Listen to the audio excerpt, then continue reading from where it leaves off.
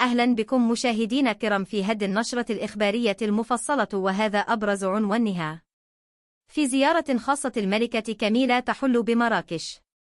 حلت الملكة كاميلا عقيلة الملك تشارلز الثالث عاهل المملكة المتحدة في زيارة خاصة إلى مدينة مراكش، الوجهة الساحرة التي لطالما استقطبت العديد من الشخصيات الملكية والمشاهير من مختلف أنحاء العالم.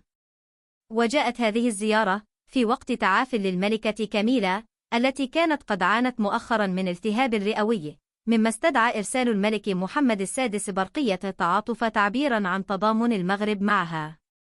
وبسبب هذه الوعكة الصحية التي لمت بالملكة كاميلا، كانت قد تغيبت عن استقبال أمير قطر وزوجته في قصر باكنغهام.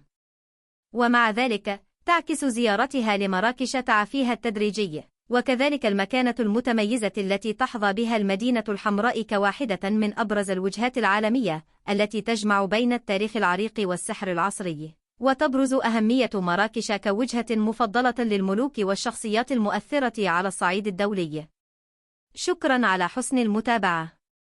دمتم في أمان الله.